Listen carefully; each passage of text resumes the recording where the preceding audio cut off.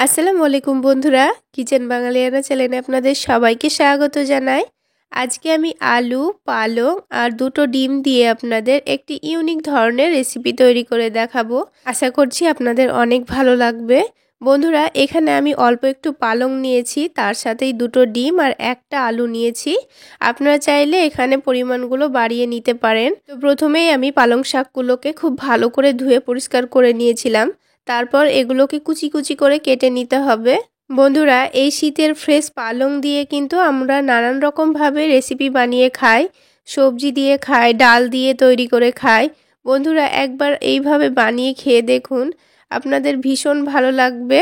তো পালংগুলো কাটা হয়ে গেছে, এবার আলুটা গ্রেট করে নিতে হবে। তো এখানে আমি একটা আলু নিয়েছি, আপনারা চাইলে আলুর পরিমাণটা বাড়িয়ে নিতে পারেন। তো আলুটাকেও আমি খুব ভালো করে গ্রেট করে নিয়েছি। এবার এই আলুটাকে সাথে সাথেই তুলে নিয়ে পানির মধ্যে দিয়ে দিতে হবে। তো এই আলুটাকেও এবার আমি ধুয়ে পরিষ্কার করে নিয়েছি। এবার এটাকে এক সাইডে সরিয়ে রেখে দেব। তারপর যে পালংগুলো কুচি করে রেখেছিলাম তার মধ্যে আমি সামান্য পরিমাণ লবণ দিয়ে দিচ্ছি। এবার এই পালং শাকগুলোকে একটু হাত দিয়ে খুব ভালো করে মেখে নিতে হবে, তাহলে পালং শাকগুলো অনেকটাই নরম হয়ে যাবে। আর যেহেতু এর মধ্যে লবণ দিয়ে মথলে নিচ্ছি, তাই কিন্তু এটা থেকে অনেকটাই পানি ছেড়ে আসবে।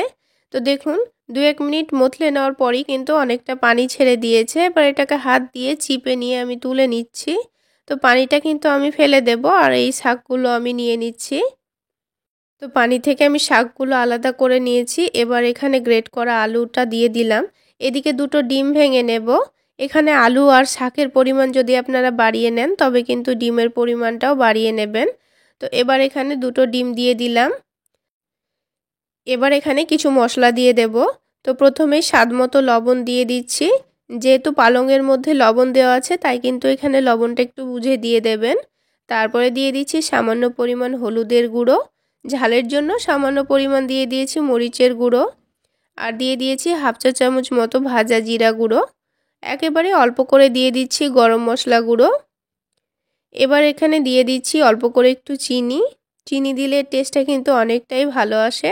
আর সব শেষে একটু বেশি করে ধনেপাতা কুচি দিয়ে দিয়েছি। এবার সব কিছুকে একটু ভালো করে মিশিয়ে নিতে হবে।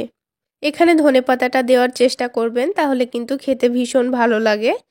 তো সব কিছু খুব ভালো করে আমি মিশিয়ে নিয়েছি। এবার এখানে সবশেষে দিয়ে দেব 2 চা চামচ মতো বেসন। বেসন দিয়ে আবারও সব কিছুকে একটু ভালো করে মিশিয়ে নিতে হবে। এখানে যদি অল্প করে একটু বেসন দিয়ে দেওয়া হয়, তাহলে কিন্তু এটা থেকে আর পানি ছেড়ে আসবে না। তো এটাকে খুব ভালো করে মিশিয়ে নিয়েছি। এবারে এখানে একটা প্লেট নিয়ে নিচ্ছি। এবার এই প্লেটের মধ্যে অল্প করে একটু তেল খুব ভালো করে মাখিয়ে নেব। তারপরে পুরো ব্যাটারটাই প্লেটের মধ্যে ঢেলে দিতে হবে। তো এটাকে আমি এখন ভাপিয়ে নেব, সেই জন্য ওই প্লেটটার মধ্যে আমি ঢেলে নিয়েছি। এবার এটাকে পাতলা করে চারিদিকে খুব ভালো করে সমান করে ছড়িয়ে দিতে হবে। তো চামচের সাহায্যে আমি এটাকে পাতলা করে চারিদিকে সমান করে ছড়িয়ে দিয়েছি। এদিকে কড়াইয়ের মধ্যে আগে থেকে অল্প করে একটু পানি গরম করতে বসিয়ে দিয়েছিলাম, আর তার মধ্যে একটা স্ট্যান্ড দিয়ে দিয়েছি। এবার এই স্ট্যান্ডের ওপর প্লেটটা রেখে দিয়ে এবার এটাকে 10 মিনিটের জন্য ঢেকে দেব। 10 মিনিটের মধ্যেই কিন্তু এটা খুব সুন্দর সেদ্ধ হয়ে যাবে।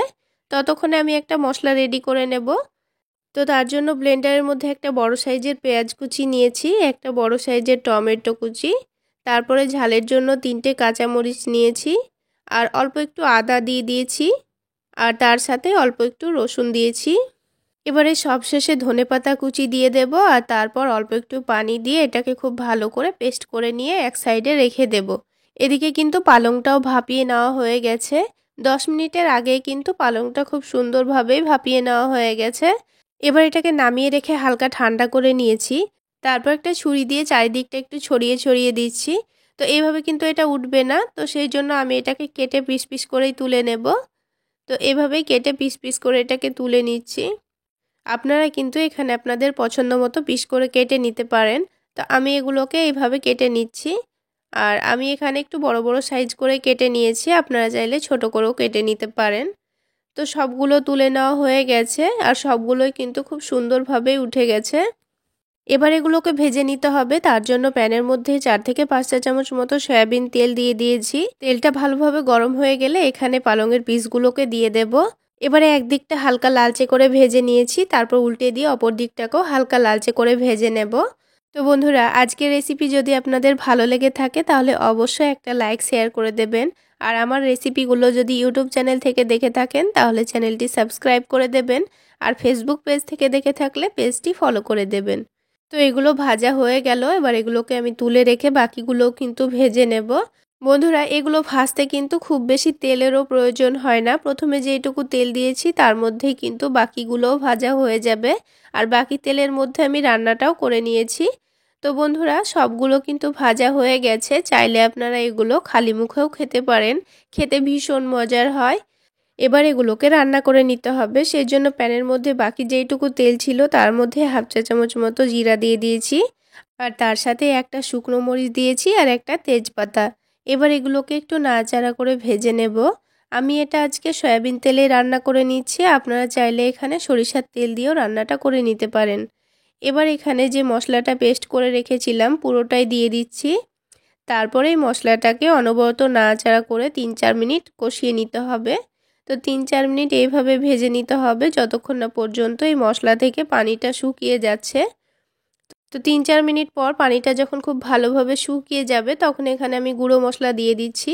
তো এখানে আমি হলুদের গুঁড়ো, ভাজা জিরা গুঁড়ো আর ধনে গুঁড়ো নিয়েছি। এবার এটাকে খুব ভালো করে মিশিয়ে নেব। তো বন্ধুরা, এখানে কিন্তু আমি লবণটা দিতে ভুলে গেছিলাম, তো আমি কিন্তু লবণটা পরে দিয়ে দিয়েছি।